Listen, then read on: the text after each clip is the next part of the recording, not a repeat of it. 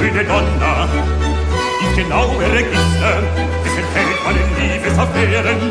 Der Verfasser des Werks steht vor Ihnen. Wenn Sie wollen, so gehen wir es durch.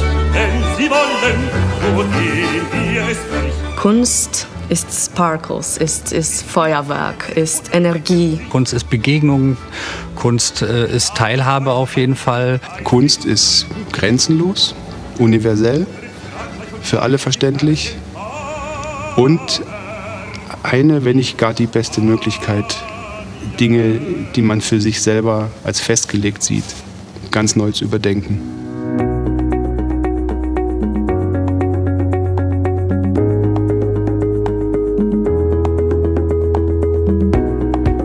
Wir hatten als Bertelsmann Stiftung vor einiger Zeit die Idee und haben gesagt, wir möchten gerne wissen, welche Rolle Kunst und Kultur für das Zusammenleben in der vielfältigen Gesellschaft spielen. Dann haben wir gemeinsam mit der deutschen UNESCO-Kommission entschieden, da würde es sich lohnen, einmal eine Bestandsaufnahme zu machen, zu schauen, was gibt es in Deutschland, was funktioniert gut, was hat sich in den letzten 20, 30 Jahren getan. Alle Beispiele, die wir ausgesucht haben für die Studie, sind für sich außerordentlich interessant und beeindruckend. Sie alle haben es geschafft, auf ihre Art und Weise über gesellschaftliche Vielfalt nachzudenken und einen konstruktiven Beitrag dazu zu leisten. Welche Rolle eigentlich Kunst und Kultur für das Zusammenleben spielen, erkennt man an manchen Dingen ganz offensichtlich. Beispielsweise, selbst wenn die Menschen nicht dieselbe Sprache sprechen, also sich gar nicht miteinander verständigen können, aber jeder ein Musikinstrument hat und sie miteinander spielen, dann können sie zusammen musizieren, können gemeinsam was schaffen. Das sieht man dann an so Aktionen wie von Banda Internationale, einer Musikgruppe aus ganz unterschiedlichen Ländern zusammengesetzt, die ihre unterschiedlichen Prägungen, ihre unterschiedlichen Musikstile zusammenbringen.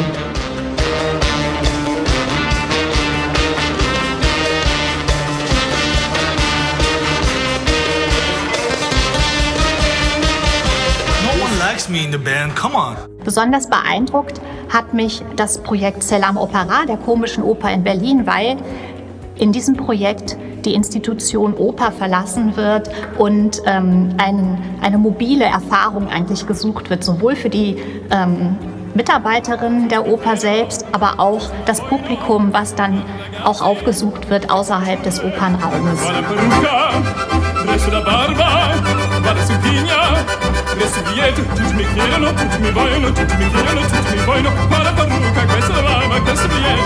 Natürlich ist es klar, dass wir alle erreichen wollen. Und alle, die das Opernhaus vielleicht nicht besuchen, aus welchen Gründen auch immer. Es geht einfach wirklich um die kulturelle Vielfalt der Stadt. Also es geht um die Menschen. Die Vielfalt haben wir in den Leuten, die da hinkommen, weil wir auch ganz unterschiedliche Orte aufsuchen, die also wirklich unterschiedlicher nicht sein könnten. Aber wir schaffen es irgendwie, jedenfalls meistens, also und bei den meisten, sie alle abzuholen und quasi auf das, was wir da tun, für den Moment zu vereinigen. Wenn wir dann beginnen, sind sie so überrascht. Sie wissen nicht, was jetzt passiert, weil wir dann kommen durch die Leute, dann bringen wir sie mit und dann sind sie so erstmal ein bisschen erschrocken, aber dann sehe ich immer im Augen diese Sparkle sozusagen.